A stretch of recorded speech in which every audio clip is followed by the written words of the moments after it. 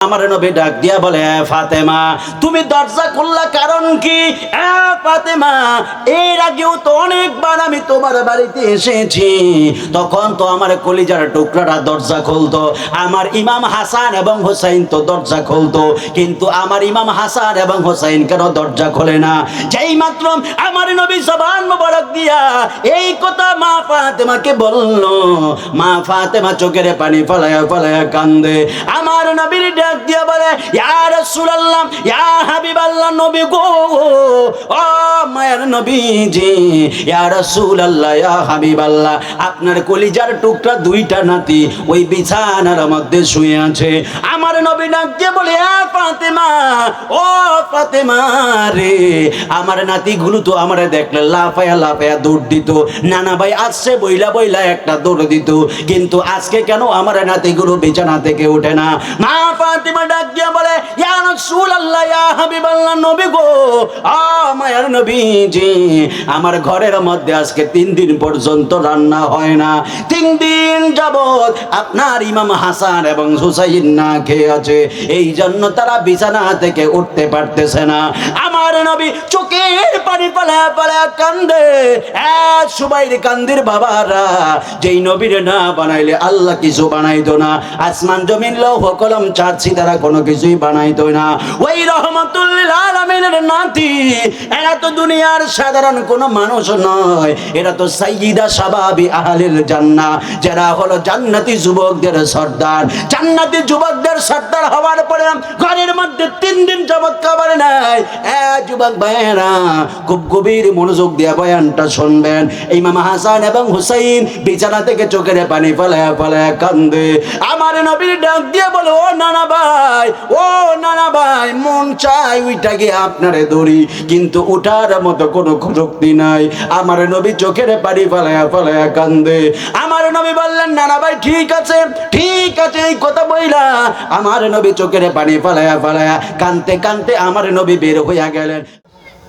শুহাদায়ে কারবালার ময়দানে নবীর পরিবার বেশি ছিল না, ইয়াজিদ বাহিনী বেশি ছিল? জোরে বলেন কারা? আর নবীর পরিবার আওলাদে রসুল কম ছিল, কিন্তু ইমানি পাওয়ার কাদের বেশি ছিল? আওলাদে রসুলের। কথা কোন ঠিক কিনা বলেন? সেই শুহাদায়ে কারবালার কথা এখানে বলেছেন। এই জন্য আপনাদের ইমানি পাওয়ারটা কি কম হবে না বেশি হবে? আরে জোরে বলেন, বেশি হবে। আওয়াজটা খুব জোরে দিবেন। আমি মাগরিবের পরে সময় নিয়েছি, কারণ আমার আরেকটা প্রোগ্রাম আছে ফরিদগঞ্জ। এটা ছেড়ে আমি আবার ফরিদগঞ্জে যাব। আমাকে মেম্বার সাহেব বলছিলেন, হুজুর এশারের পরে একটু সময় দেন। আমি বলছি সম্ভব না, কারণ এশারের পর হয় 9:30 পরে, আর না হইলে মাগরিবের পরে, কারণ এশারের পরে আমি আবার যে ওটা 8টার দিকে ধরবো। যাই হোক বাবাজিরা আমার, আপনারা বলুন হায়াতের মালিক কে? আরো জোরে বলেন, আল্লাহ। রিজিকের মালিক, সুখের মালিক, দুঃখের মালিক, আমাদের হায়াত মৌতের মালিক, ভালো রাখার মালিক। এই যে মাহফিলে এসেছেন, আসতে যে দিলেন, মালিক কে? আল্লাহ। অনেক মানুষ আছে যারা চিন্তা ভাবনা করতেছে এশারের পরে যাব, ঠিক না বে ঠিক বলেন?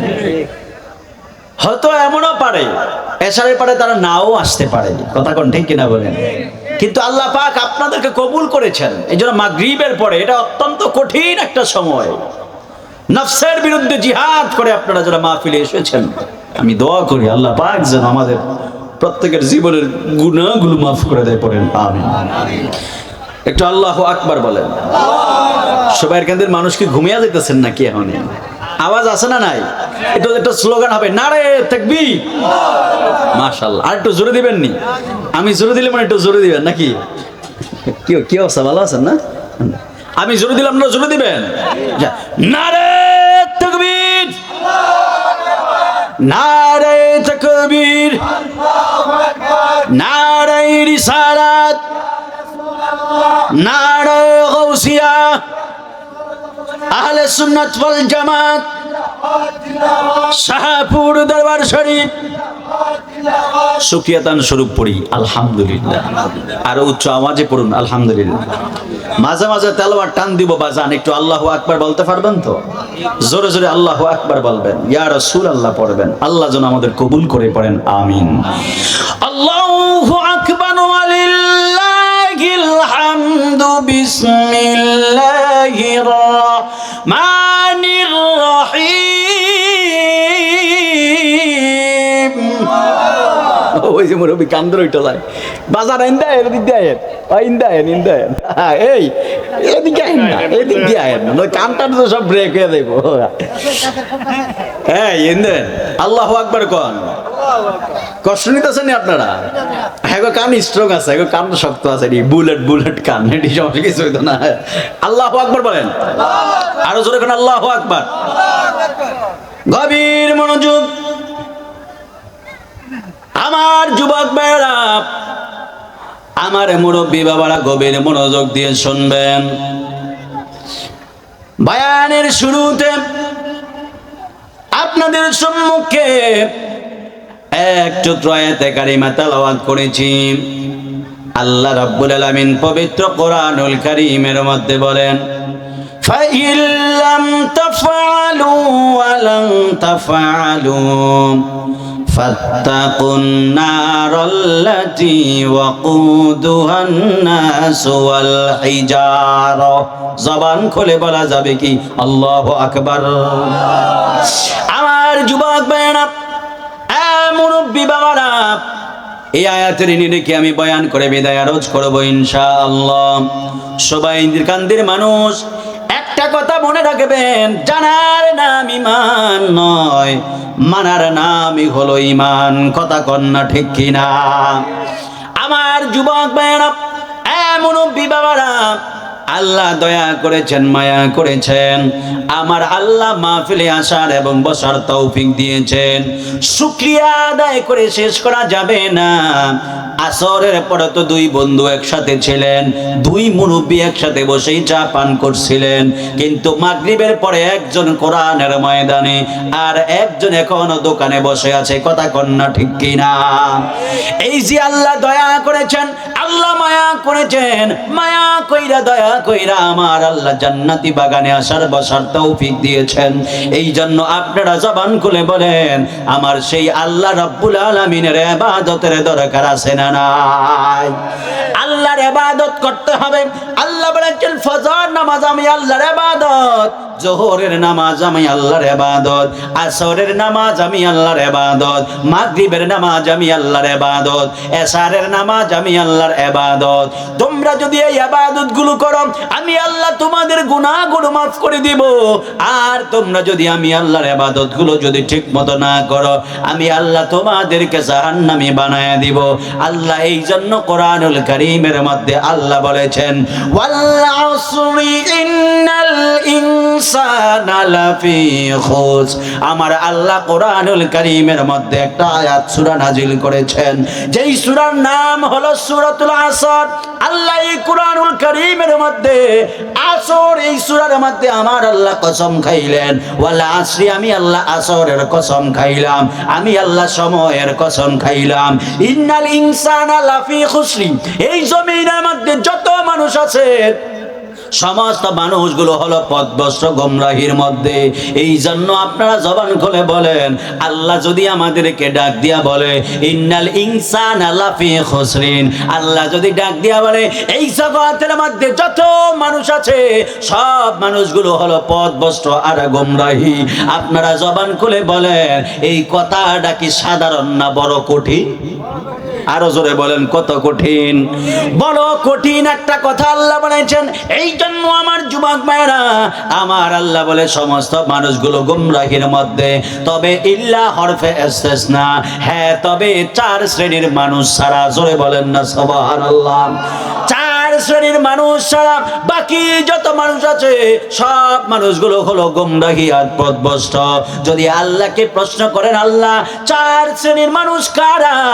আমার আল্লাহ কোরআনুল কারীমের মধ্যে বলেন, ইল্লাল্লাযীনা আমানু ওয়া আমিলুস সালিহাতি ওয়া তাওয়াসাউ বিল হাক্কি ওয়া তাওয়াসাউ বিস সাবর। জোরে কন্না সুবহানাল্লাহ। আল্লাহ প্রথমে বলেন আল্লাযীনা আমানু, যারা আমি আল্লাহর প্রতি ঈমান এনেছে, ওয়া আমিলুস সালিহাত, এরা এবং যারা নেক আমল করেছে। প্রথম নম্বরে আল্লাহ বলেছেন যারা ঈমান আনছে। এই সুপারকান্তের মানুষ মনোযোগ দেন। প্রথম নম্বরে আল্লাহ বলেছেন যারা ঈমান এনেছে। দুই নম্বরে আল্লাহ বলেছেন ওয়া আমিলুস সালিহাত, এবং যারা নেক কাজ করেছে। ওয়া তাওয়াসাউ বিল হাক্কি, এবং যারা হকের উপর অটল থাকে, হক প্রচার করে, হক যেখানে সেখানে থাকে। ওয়া তাওয়াসাউ বিস সবরি, এবং যারা ধৈর্য ধারণ করে। এই চার শ্রেণীর মানুষ ছাড়া বাকি সব গোমরাহি। এই জন্য আমি আপনাদের কাছে জানতে চাই, প্রথম নম্বরে আল্লাহ বলেছে ইমানদার ব্যতীত সব গোমরাহি। তারপরে আল্লাহ বলেছে নেক কাজ করে এমন মানুষ ছাড়া বাকি সব গোমরাহি। এই জন্য আমার সুবাইর কান্দির বাবাজিরা গো, ও মুরব্বি বাবারা, আমি আপনাদের কাছে জানতে চাই, আপনারা জবান খুলে বলেন না, মাগরিবের পরে মাহফিলের মধ্যে এসেছেন, এই মাহফিলে বসার মাধ্যমে আমাদের নেক আমল হয়েছে কি হয় নাই? আরো জোরে বলেন না, হয়েছে কি হয় নাই?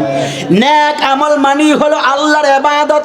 আল্লাহর ইবাদত যদি করেন, আমার আল্লাহ বলেছেন ওয়া আমিলুস সালিহাত, নেক আমল যারা করবে, নেক কাজ যারা করবে, আল্লাহর ইবাদত যারা করবে, এই মানুষগুলো ওই গোমরাহির মধ্যে থাকবে না।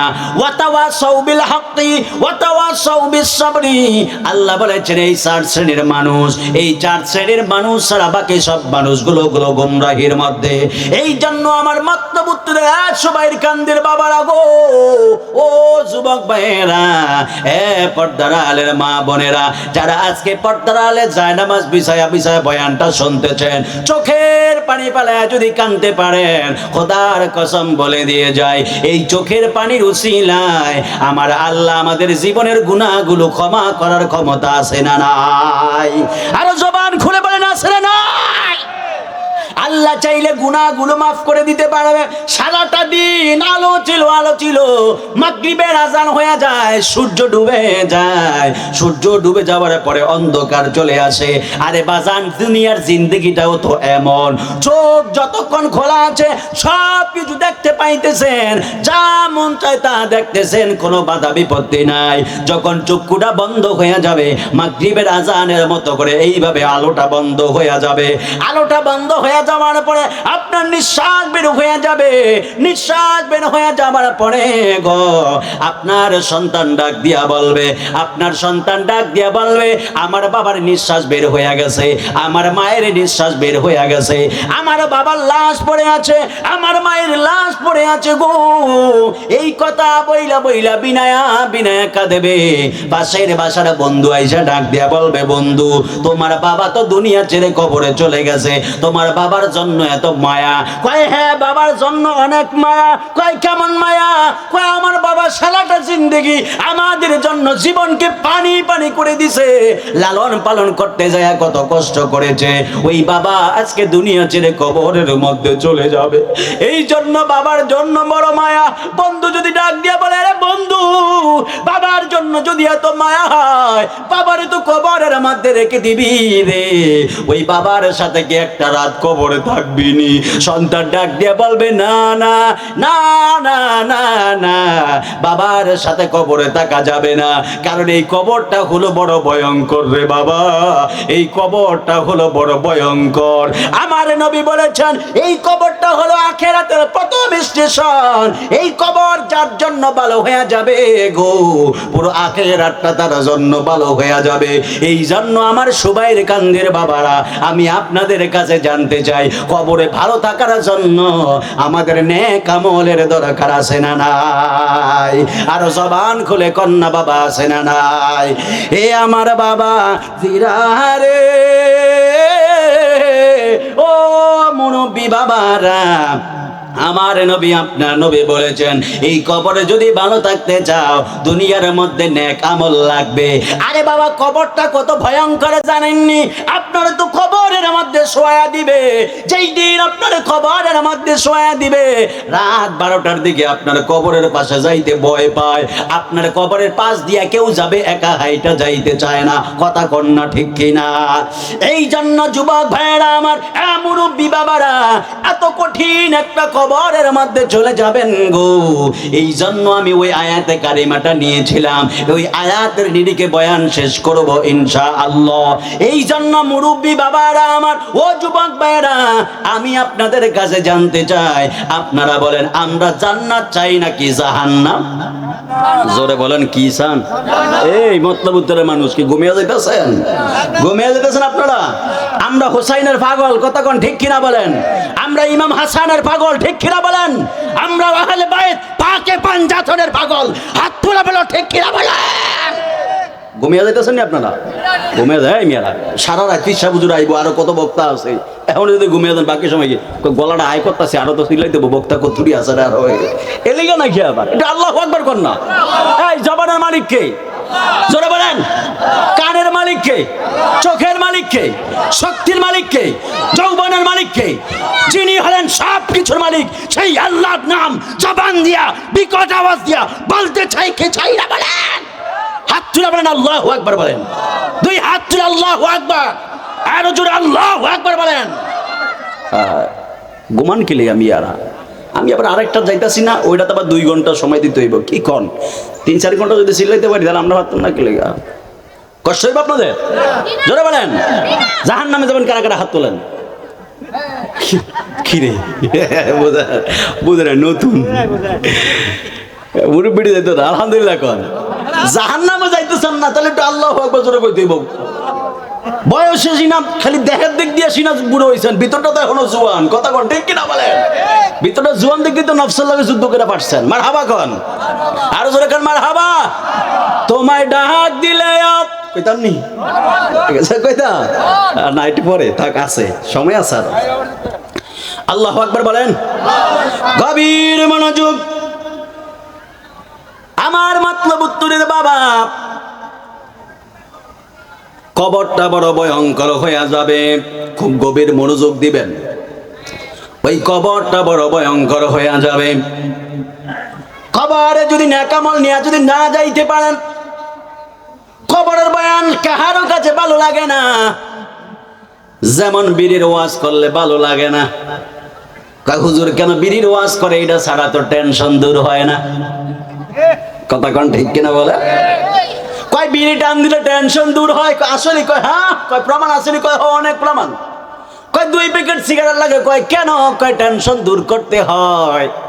ইমাম সাহেব যদি ডাক দিয়ে কয় আপনি বিড়ি খেলে যদি টেনশন দূর হয়, টেনশন তো আমারও আছে। ঠিক কি ইমাম সাহেবের টেনশন নাই? যদি গায়ের বন্ধু 2 জনে একসাথে টানি, আরে কি করে এটা কি হইল নাকি, এটা কি হয় নাই? ইমাম সাহেবের লিগে হারাম, আমনের লিগে আরাম। কি তাহলে বুঝছো না ইমানে গন্ড গন্ড আছে, গন্ডগোল গন্ড আছে, এটা কি ভাই এটাও বুঝে না? আরে আল্লাহ রে, কোন জায়গায় আছি? প্রেমের বেশে ধরছে গো যারে, ওরে কি করিবে ও যায় তার গবিষে পরাণ যায়, প্রেমের বিষে পরাণ যায় রে। থাক কই না, আরে কইলা আবার গান গাইছি, 1 ঘন্টা সময় দিমু, দিয়া যাই গেড়ে বালা।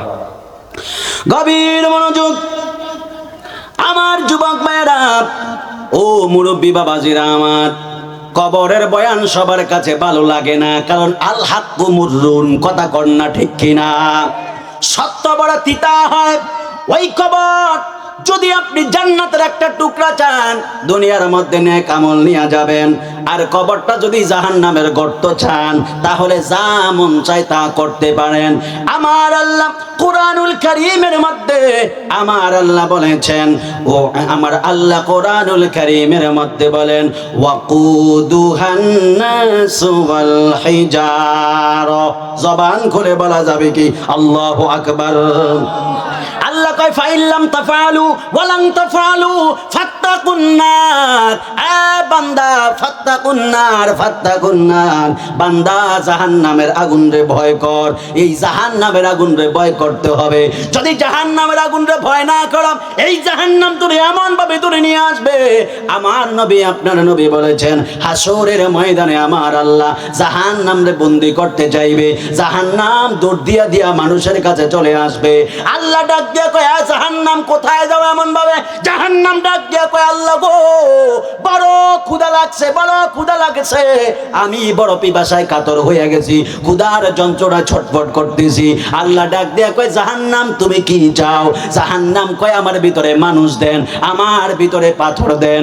ও জাহান্নাম কেন এমন ভাবে পাগল? জাহান্নাম ডাক দিয়া কয় আল্লাহ গো ও আমার আল্লাহ এই মানুষ এবং পাথর হলো আমার খাবার, এই জন্য আমার আল্লাহ কোরআনুল কারীমের মধ্যে বলেছেন ফাত্তাকুন নার, আ বান্দা জাহান্নামের আগুন রে ভয় কর, জাহান্নামের আগুন রে ভয় করতে হবে। কারণ ওয়াকুদুহান নাসু ওয়াল হিজারা, আমি আল্লাহ জাহান্নামের লাকড়ি যেই জিনিসটারে বানাবো, এই দুইটা জিনিস আমি আল্লাহ জাহান্নামের লাকড়ি বানাবো। যদি আল্লাহকে প্রশ্ন করেন আল্লাহ জাহান্নামের লাকড়ি হবে কি কি, আমার আল্লাহ ডাক দিয়ে কয় মানুষ এবং পাথর হবে জাহান্নামের লাকড়ি। জবান খুলে বলা যাবে কি বাবা নাউজুবিল্লাহ? আরে বাবা মানুষ এবং পাথর যদি জাহান্নামের লাকড়ি হয়, আমি আপনি তো মানুষ, আমাদের অবস্থাটা তো বড় ভয়ঙ্কর হয়ে যাবে। এই জন্য আপনারা জবান খুলে বলেন ওই জাহান্নামের ভয়ঙ্কর থাবা থেকে বাঁচার জন্য দুনিয়ার মধ্যে আমাদের নেক আমলের দরকার আছে না নাই? এই আওয়াজে হবে না আরো জবান খুলে কন্যা আছে না নাই? এই সুহাদায়ে কারবালার কথা যেন বলেন যে এই জন্য আমি ইমাম হাসান এবং হুসাইন কে একটু বয়ান করে তারপরে বিদায় আরজ করব। আমার নবী একদিন মা ফাতেমাতুজ জোহরা রাদিয়াল্লাহু তাআলা আনহার বাড়ির মধ্যে গেলেন। ঘরের দরজার মধ্যে যাইয়া আমার নবী এমন ভাবে আওয়াজ দেন, আওয়াজ দেওয়ার পরে ভিতরে আমার নবী সালাম দিলেন, সালাম দেওয়ার পরে দরজার মধ্যে নক দিলেন। ভিতর থেকে মা ফাতেমাতুজ জোহরা রাদিয়াল্লাহু তাআলা আনহা দরজা খুললেন। খোলার পরে আমার নবী ডাক দিয়া বলে ফাতেমা তুমি দরজা খুললা কারণ কি? ফাতেমা এর আগেও তো অনেকবার আমি তোমার বাড়িতে এসেছি, তখন তো আমার কলিজার টুকরাটা দরজা খুলতো, আমার ইমাম হাসান এবং হোসেন তো দরজা খুলতো, কিন্তু আমার ইমাম হাসান এবং হোসেন কেন দরজা খোলে না? যেই মাত্র আমার নবী জবান মোবারক দিয়া এই কথা মা ফাতেমাকে বলল, মা ফাতেমা চোখের পানি ফলায়া ফলায়া কান্দে। আমার নবীর ডাক দিয়া বলে ইয়া রাসূলুল্লাহ ইয়া হাবিবাল্লাহ নবী গো, ও মায়ের নবীজি, ইয়া রাসূলুল্লাহ ইয়া হাবিবাল্লাহ আপনার কলিজার টুকরা দুইটা নাতি ওই বিছানার মধ্যে শুয়ে আছে। আমার নবী ডাক দিয়ে বলে ফাতেমা ও ফাতেমা রে, আমার নাতিগুলো তো আমারে দেখলে লাফায়া লাফায়া দৌড় দিত, নানা ভাই আসছে বইলা বইলা একটা দৌড় দিত, কিন্তু আজকে কেন আমার নাতিগুলো বিছানা থেকে ওঠে না? মা ফাতেমা ডাক দিয়ে বলে ইয়া রাসূলুল্লাহ ইয়া হাবিবাল্লাহ নবী গো, ও মায়ের নবীজি আমার ঘরের মধ্যে আজকে 3 দিন পর্যন্ত রান্না হয় না, 3 দিন যাবত আপনার ইমাম হাসান এবং হুসাইন না খেয়ে আছে, এই জন্য তারা বিছানা থেকে উঠতে পারতেছে না। আমার নবী চোখের পানি ফেলা ফেলা কান্দে। সুবাইর কান্দির বাবারা, যেই নবীর না বানাইলে আল্লাহ কিছু বানাইতো না, আসমান জমিন লৌহ কলম চাচ্ছি তারা কোনো কিছুই বানাইতো না। ওই রহমাতুল লিল আলামিনের নাতি, এরা তো দুনিয়ার সাধারণ কোনো মানুষ নয়, এরা তো সাইয়্যিদা শাবাবি আহলিল জান্নাহ, যারা হলো জান্নাতি যুবকদের সর্দার। জান্নাতি যুবকদের সর্দার হওয়ার পরে ঘরের মধ্যে 3 দিন যাবত খাবার নাই। যুবক ভাইয়েরা খুব গভীর মনোযোগ দিয়ে বয়ানটা শুনবেন। ইমাম হাসান এবং হুসাইন বিছানা থেকে চোখের পানি ফেলায়া ফেলায়া কান্দে। আমার নবীর ডাক দিয়ে বলে ও নানা ভাই, ও নানা ভাই, মন চাই উইটা গিয়ে আপনারে ধরি, কিন্তু উঠার মতো কোনো শক্তি নাই। আমার নবী চোখের পানি ফেলায়া ফেলায়া কান্দে। আমার নবী বললেন নানা ভাই ঠিক আছে ঠিক আছে, এই কথা বইলা আমার নবী চোখের পানি ফেলায়া ফেলায়া কানতে কানতে আমার নবী বের হইয়া গেলেন। বের হইয়া যাবার পরে আমার নবী একটা ইহুদির বাগানে গেলেন। ইহুদির বাগানে যাওয়ার পরে আমার নবী ইহুদির ডাক দিয়ে বলে ইহুদি কাজ আছে নি, আমারে কাজ দাও। ইহুদি ডাক দিয়ে বলে না না কোনো কাজ নাই। আমার নবী কয় আমার একটা কাজ দাও, যদিও অল্প হোক। হয়। ইহুদি কয় আপনারা কোনো দিরহাম দেওয়া যাবে না, তবে যদি কাজ করেন আপনারা খেজুর দেওয়া যাবে, এর বেশি দেওয়া যাবে না। আমার নবী ডাক দিয়ে বলে হ্যাঁ ঠিক আছে। ইহুদি নবী আমার রহমাতুল লিল আলামিনের হাতের মধ্যে একটা বালতি দিয়া, ওই বালতিটা ছিল লতা, বড় লতা ছিল, ওই লতা দিয়া পেঁচায় বালতিটা নবীর হাতের মধ্যে দিছে। রহমাতুল লিল আলামিনের হাত মোবারকের মধ্যে বালতি দিয়া ইহুদি ডাক দিয়া বলে এ মুহাম্মদ সাল্লাল্লাহু আলাইহি ওয়াসাল্লাম, এই কূপ থেকে আপনি পানি উঠান। আমার নবী পানি উঠায়, প্রত্যেকটা বালতির বদৌলতে 2টা খেজুর। জোরে কন্না আল্লাহু আকবার বলেন। যেই নবীর জন্য আল্লাহ তামাম দুনিয়া সাজাইলো, যেই নবীর আল্লাহ অফার করেছিল ইয়া রাসূলুল্লাহ ইয়া হাবিবাল্লাহ, আপনি যদি চান উহুদ পাহাড়টারে আমি স্বর্ণের পাহাড় বানিয়ে দেব। ইয়া রাসূলুল্লাহ ইয়া হাবিবাল্লাহ, ও মায়ের নবী গো, আপনি যদি চান শানশায়ে বাদশাহী হালত আমি আপনার দিতে চাই। ইয়া রাসূলুল্লাহ আপনি নেবেন নি? আমার নবী কয় না না, উহুদ পাহাড় স্বর্ণ চাই না, বাদশাহী হালত আমি চাই না। আমার আল্লাহ ডাক দিয়া কয় ইয়া রাসূলুল্লাহ ইয়া হাবিবাল্লাহ, এত সুখের জীবন যাপন কেন আপনি চান না? আমার নবী ডাক দিয়া কয় এ বন্ধু রে, আমি কেন সুখের জীবন যাপন চাই না, দুনিয়াতে চাই না জানেননি? আমার কোটি কোটি উম্মত থাকবে গুনাহগার গরিব, আমি রহমাতুল লিল আলামিন আমার গরিব উম্মতদেরকে নিয়ে জান্নাতের ভিতরে থাকতে চাই। জবান খুলে বলা যাবে কি সুবহানাল্লাহ? আরে হাত তুলে বলেন সুবহানাল্লাহ বলেন। এই জন্য যুবক ভাইরা আমার, মুরব্বী বাবারা, এবার ওই ইহুদির সাথে কথা কইল, 1 বালতি পানি উঠাবেন, 1 বালতি পানি উঠাইলে 2টা খেজুর দেওয়া হবে, তবে হ্যাঁ সাথে সাথে খেজুর দেওয়া হবে না, 40 বালতি পানি উঠানোর পরে খেজুর দেওয়া হবে। এই কথা বলার পরে আমার নবী বললেন ঠিক আছে। আমার নবী 1 বালতি 2 বালতি এমন করে পানি উঠাইতেছে, পানি উঠায়া খেজুর গাছের গোড়ায় দিতেছে। এমন করতে করতে কয়েক বালতি তোলার পরে লতার একটা দড়ি ছিল, ওই লতার রশিটা সিরা বালতিটা কূপের মধ্যে পড়ে যায়। পড়ে যাওয়ার পরে আমার নবী ইহুদির কাছে গেলেন। ইহুদি ডাক দিয়া বলে এ মুহাম্মদ, পানি উঠানো হয়েছে কিনা? নবী ডাক দিয়া কয়েক বালতি উঠানোর পরে লতা ছিঁড়ে গেছে। এই কথা বলার পরে ইহুদি ডাক দিয়া বলে বালতি তুমি উঠাও। জবান খুলে বলা যাবে কি নাউজুবিল্লাহ? বালতি তুমি উঠাও। আমার নবী বলে আমি বালতি উঠাবো কিভাবে? ভাই যদি বালতি না উঠায় তাহলে খেজুর দেওয়া হবে না। আমার নবী ডাক দিয়া বলে এই বালতি আমারও ছিল না, এই খেজুর এই লতাও আমার ছিল না, সব কিছু আপনার বাদাই করা ছিল। আমি পানি উঠাইতে গিয়ে ছিঁড়ে গেছে, এখানে আমার কোনো দোষ নাই। আমি যত বালতি পানি উঠাইছি অত বালতি খেজুর আমাকে দেন। কেন কেন কেন জানেননি? রহমাতুল লিল আলামিনের 2 নাতি না খেয়ে বাড়ির মধ্যে শুয়ে আছে। আমার নবী তাদেরকে খাওয়ানোর জন্য খেজুর নিয়ে যাবে। জবান খুলে বলা যাবে কি বাবা? আল্লাহু আকবার।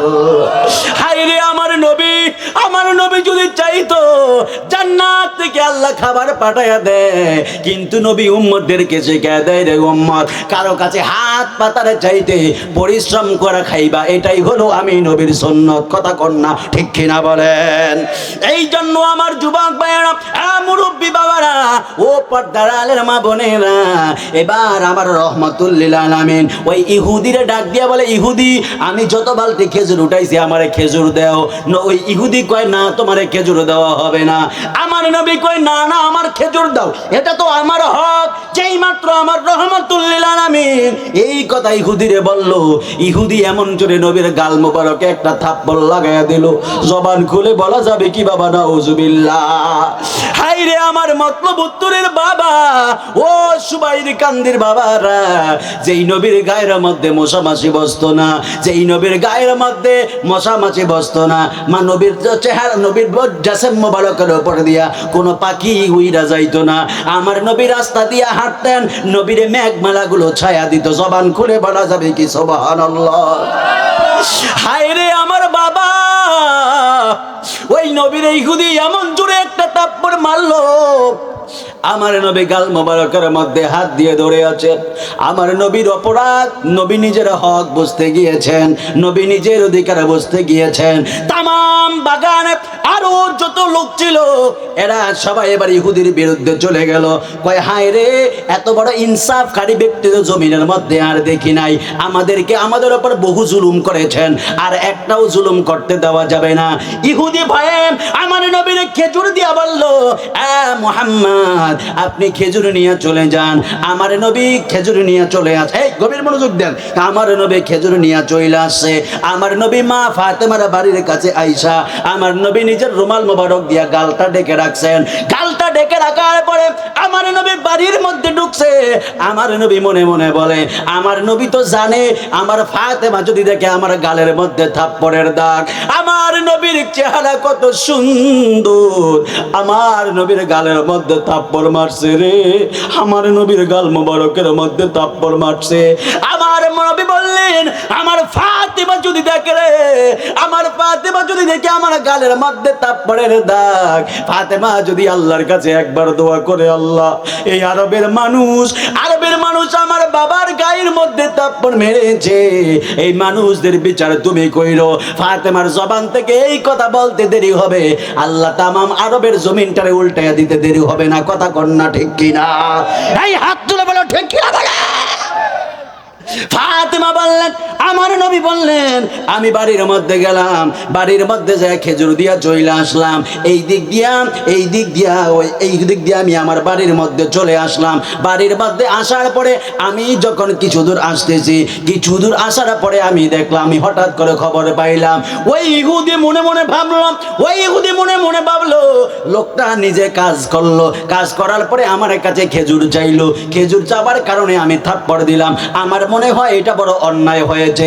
এই কথা ভাবতে ইহুদি চোখের পানি ফেলে কান্দে। আরে বাবা, হেদায়েত কখন কার কপালে আসে জানা যায় না। ইহুদি এবার ডাক দিয়া বললেন, আমি মনে মনে ভাবতেছি কেমনে নবীরে থাপ্পড় মারলাম। এই কথা বাইবা ইহুদি এবার ডাক দিয়া বলল, ইহুদি বললেন, আমি এই হাত দিয়া রহমাতুল লিল আলামিন থাপ্পড় মেরেছি। ইহুদি নিজের হাতে তলোয়ার নিয়া নিজ হাতটা নিজে কোপ দিয়ে কেটে ফেলছে। জবান খুলে বলা যাবে কি আল্লাহু আকবার? নিজ হাত দিয়ে নিজ তরবারি দিয়া নিজের হাত কাইটা এবার হাত নিয়ে তিনি দৌড় দিলেন নবীর বাড়ির দিকে। যখন রহমাতুল লিল আলামিনের বাড়ির দিকে যাইতেছে, পথি মধ্যে মসজিদে নববীর মধ্যে হযরতে সালমান ফারসি রাদিয়াল্লাহু তাআলা আনহু বসা। এই সালমান ফারসি দেখলেন ইহুদির এক হাতের মধ্যে একটা হাত, আল্লাহু আকবার বলেন না। ইহুদির হাতের মধ্যে এক হাত কাটা হাতটা এই হাত দিয়ে নয়া দৌড় দিতেছে। সালমান ফারসি লাভ দিয়ে না দাঁড়াইছে, কই যাও? কয় নবীর কাছে যাই। কয় কেন যাও? কয় দরকার আছে। কয় না বইলা যাইতে হবে। কয় না সালমান ফারসি ভিতরে বড় জ্বালা, এই জ্বালা দুনিয়ার কাউরে বোঝাইলে আর বুঝ মিটবে না। সালমান ফারসি আমারে যেতে দাও। সালমান ফারসি বলে, না যাইতে দেওয়া হবে না। এবার ওই লোক ডাক দিয়া বলে, আমি মাপ চাই, আমারে যাইতে দাও, কারণ আমার হাত থেকে রক্তকরণ হইতেছে। এই রক্তকরণ হয়ে যদি আমি হুজরা মোবারক থেকে বের হলেন, বের হওয়ার পরে রহমাতুল লিল আলামিন যেই মাত্র লোকটার সামনে দাঁড়াইছে, লোকটা পিটকারা বাইরা হাতটা সামনে বাড়াইয়া দিছে। ফাড়াইয়া দেওয়ার পরে আমার নবীর ডাক দিয়া বলে, ইয়া রাসূলুল্লাহ, ইয়া হাবিবাল্লাহ, জীবনে বড় অন্যায় করছি। ইয়া রাসূলুল্লাহ, আমি বুঝতে পারি নাই আপনার সম্মান কত দামি।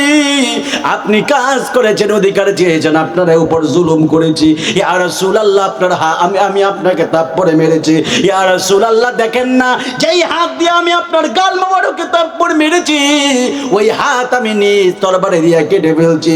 ইয়া রাসূলুল্লাহ, ইয়া হাবিবাল্লাহ, আপনি আমারে মাফ করবেন কিনা? আমার নবী কয়, যাও তোমারে আমি মাফ করে দিলাম। জবান খুলে কলা যাবে কি সুবহানাল্লাহ? আমার নবী বলে, তোমারে মাফ করে দিলাম। আমার নবী কই, তোমারে আমি মাফ কইরা দিলাম। যেই মাত্র আমার নবী এই কথা বলেছেন, এই কথা বলার পরে এবার ইহুদি কয়, হায় রে, আমি থাপ্পড় মারলাম, থাপ্পড় মারার পরে আইসা বলার সাথে সাথে যে আমারে মাফ কইরা দিল। নিশ্চয় এই লোকটা তো সাধারণ লোক নয়, মনে হয় এই লোকটাই সত্য নবী। এই কথা বলার পরে ইহুদি ডাক দিয়ে বলে, ইয়া রাসূলুল্লাহ, ইয়া হাবিবাল্লাহ, আমি আপনার কাছে একটা জিনিস ভিক্ষা চাই। আমার হাত থেকে রক্তক্ষরণ হইতাছে, মনে হয় আমি আর বেশিক্ষণ দুনিয়াতে থাকবো না। এই কথা যেই মাত্র বলল, ইহুদি ডাক দিয়ে বলে, ইয়া রাসূলুল্লাহ, ইয়া হাবিবাল্লাহ, আমি আপনার কাছে একটা জিনিস চাই। আমার নবী কয়, তুমি কি চাও? কয়, ইয়া রাসূলুল্লাহ, ইয়া হাবিবাল্লাহ, আমি আপনার হাতের মধ্যে হাত রাইখা কালেমা পড়তে চাই। আমার নবী কয়, তোমার নসিব খুলে গেছে, আল্লাহ তোমার হেদায়েতের ছায়াতলে দাওয়াত দিয়েছেন। এই কথা বলার পরে আমার নবী ইহুদির কালেমা পয়রা মুসলমান বানায়া দিল। মুসলমান হওয়ার পরে ইহুদি কাটা হাতটা রাইখা একটা দৌড় দিল। আমার নবী ডাক দিয়া কয়, ইহুদি তুমি কই যাও? এবার আমার নবী ডাক দিয়া কয়, আল্লাহর বান্দা তুমি কই যাও? কয়, হুজুর আমারে আপনি কালেমা পয়রা মুসলমান বানায়া দিয়েছেন। হুজুর আমার বাগানে আরো শত শত লোক কাজ করে, এদের মধ্যে অনেকে এখনো বিধর্মী আছে, আমি যাইয়া এদেরকে কালেমার দাওয়াত দিতে চাই। জোরে কন্যা সুবহানাল্লাহ। আরে বাবা, কেমন দেখলেন? ছিল ইহুদি, নবীর বিরোধিতা করলো, নবীর আঘাত করলো, অথচ নবীর একটু মহব্বত ভালোবাসার কারণে নিজে হেদায়েত হইয়া আবার হেদায়েতের দাওয়াত দিতে চইলা গেছে। জোরে কন্যা সুবহানাল্লাহ বলে। এই জন্যই তো বাবা বলি আল্লাহদের সংস্পর্শে আসতে হবে। ওলি আল্লাহদের সংস্পর্শে যদি আসেন, মেম্বার সাহেব নেই, কি অবস্থা? কষ্ট হইতেছে আপনাদের? আজান হইতেছে, আজান হলে তো সমস্যা নাই, কারণ নিয়ম আছে, আবার ফতুয়া দিয়েন না। আজানের সময় এলেম শিক্ষা করা যায়, আজানের সময় এলেম কি করা যায়? শিক্ষা করা যায়। এটা আল্লাহু আকবার বলেন, জোরে কর না আল্লাহু আকবার। এই জন্য যুবক ভাইয়েরা আমার, ওলি আল্লাহদের সংস্পর্শে যদি আসেন, নিজের হৃদয়টা এমন ভাবে পরিবর্তন হইয়া যাবে। আমার আওলাদে গৌসে পাক আলে রাসূল সাল্লাল্লাহু আলাইহি ওয়াসাল্লাম হযরতুল হাদ আল্লামা শেখ সৈয়দ গোলাম মোহাম্মদ আব্দুল কাওকাব কাদরি সাহেব কাবলা মাদ্দাসাল্লাহুল আলী, চেহারার মধ্যে কত মায়া, কথা কোন ঠিক কিনা বলেন? আরো জোরে বলেন না, ঠিক কিনা বলেন? চেহারার মধ্যে কত মায়া, যাদের চেহারার দিকে তাকাইলে মনে হয় বারবার তাকায়া থাকি, কথা কন না, ঠিক কিনা বলেন? এই মানুষদের সংস্পর্শে যখন আসবেন, আপনি দেখবেন নিজের দেহটা একবারে পরিবর্তন হয়ে যাবে, নিজের জীবন একেবারে পরিবর্তন হয়ে যাবে।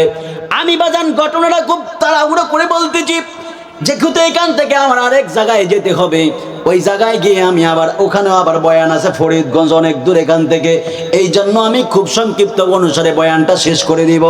এবার ইহুদি ডাক দিয়া বলে, ইয়া রাসূলুল্লাহ, ইয়া হাবিবাল্লাহ, আমি যেতে চাই, আমি যেতে চাই আমার ওই বাগানের মধ্যে, বাগানে যাইয়া আমি ওদেরকে কালেমার দাওয়াত দিব। এই আমার নবী ডাক দিয়া বলে, পাগলা রে, এ পাগলা, এই কিছুক্ষণ পূর্ব মুহূর্তে তুমি ছিলা আল্লাহর দুশ্মন, আল্লাহর সাথে বহু শিরক করেছ, আল্লাহর বড় নাফরমানি করেছ, কিন্তু এখন তুমি মুসলমান হয়ে গেছো, আল্লাহর দাওয়াত তুমি কবুল করেছ, রহমাতুল লিল আলামিনের দাওয়াত তুমি কবুল করেছ। পাগলা, পাগলা রে, রহমাতুল লিল আলামিনের দরবারে কেউ আসলে খালি হাতে ফিরে না। পাগলা, রহমাতুল লিল আলামিনের দরবারে আসলে কেউ খালি হাতে ফিরে না। আমি তোমার একটা হাদিয়া দিতে চাই। পাগলা ডাক দিয়া বলে, ইয়া রাসূলুল্লাহ, কি হাদিয়া? আমার নবী ডাক দিয়া বলে, পাগলা, যে হাতটা তুমি কেটে ফেলেছো, এই হাতটা তোমার হাতের মধ্যে নাও। এবার পাগলা হাতটা হাতের মধ্যে নিছে, হাতের মধ্যে নেওয়ার পরে আমার নবী কয়, তোমার হাতটা আমার হাতে দাও। এবার পাগলা বাম হাতে হাতটা নবীর হাতের মধ্যে দিছে, হাতের মধ্যে দেওয়ার পরে আমার রহমাতুল লিল আলামিন ডাক দিয়া বললেন, এবার এই জায়গার মধ্যে আমার নবী, আমার নবী এই জায়গার মধ্যে লাগাইয়া দিছে, লাগাইয়া নবী জবান মোবারক থেকে থুতু বের করে দিয়েছে, থুতু বের করে দিয়া এবার আমার নবী দুই সাইড দিয়ে ভাবে থুতুটা লাগাইয়া দিছে। থুতু লাগাইয়া দেওয়ার পরে আমার নবী ডাক দিয়া কয়, পাগলা রে, এখন কেমন লাগে? পাগলা ডাক দিয়া কয়, ওয়াল্লাহি তাল্লাহি বিল্লাহ, ইয়া রাসূলুল্লাহ, আমার হাত ভালো থাকতে যত বেশি শক্তিশালী ছিল, কাটার পরে যখন থুতু দিয়া লাগাইয়া দিলেন, ও তার চাইতে আরো কোটি কোটি গুণ শক্তি বেড়ে গেছে। জবান খুলে বলা যাবে কি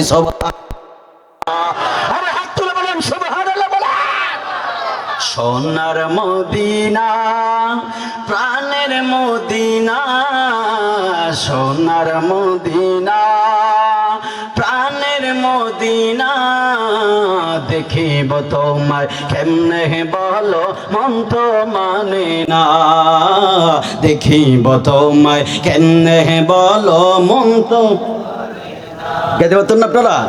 গজল কি খুব বেশি গেলেছি বাজান? একটা গজল তো গাই না, দুইটা টান দিছিলাম, ডরে গাই না, আবার গান গুন কইব দেখে ডরে গাই না। এখন এক বিদায় বেলা একটা গজল গাম, কষ্ট করি আপনাদের কন্যা রহমতুল্লিল আলামিন খুশি হইতে পারে কি পারে না? আমার নামে যদি ওই পাগলারে যদি ইহুদির পর থেকে যদি হাত আবার থুতু দিয়া জোড়া লাগাইতে পারে, সেই রহমতুল্লিল আলামিন চাইলে আমাদের সবাই কান্তি ভাঙ্গা করে আইসা দেখা দেওয়ার ক্ষমতা আছে না? দুই হাত ধরে বলেন আছে না নাই বলে তো জবানটা দিয়ে গাইবেন না ইনশাল্লাহ? জবানে দিয়ে গেলেন না? সোনার মদিনা প্রাণের মদিনা, সোনার মদিনা না, দেখিব তোমায় কেমনে বলো মন তো মানে না, দেখিব তোমায় কেমনে বলো মন তো মানে না, সোনার মদিনা আহা প্রাণ না, সোনার মদিনা আহা এ ফোন গাছ না, গাছ না বাদাম তো কণ্ঠ সুন্দর তো শুনছি। আহা দেখিব তোমায় কেমনে বলো, জোরে জোরে গাও, কণ্ঠ সুন্দর হইব জোরে। আহা দেখিব তোমায় কেমনে বলো মন তো মানে না, আরে মদিনাওয়ালার ভালোবাসা আছে যার ভিতরে, মন কিরে আর থাকতে পারে এই দেশেতে পরে, মন কিরে আর থাকতে পারে এই দেশেতে পরে, মদিনাওয়ালার ভালোবাসা আছে যার মন কিরে আর থাকতে পারে এই দেশেতে পরে, মন কিরে আর থাকতে পারে এই দেশেতে পরে, মদিনাওয়ালার প্রেমে আমি মদিনাওয়ালার আমি মদিনাওয়ালার প্রেমে আমি হইলাম দিওয়ানা, দেখিব তোমায় কেমনে বলো মন তো মানে না, দেখিব তোমায় কেমনে বলো মন তো মানে না, সোনার মদিনা প্রাণের মদিনা, সোনার মদিনা আহা প্রাণ হেজরে না, দেখিব তোমায় কেমনে বলো মন তো মানে না, দেখিব তোমায় কেমনে বলো মন তো মানে না, আরে রোজ হাসরের কঠিন দিনে তোমার সাফায়াতে আমায় তুমি পার করিও নবী তোমার সাথে, আমায় তুমি পার করিও নবী তোমার রোজ হাসরের কঠিন দিনে তোমার সাফা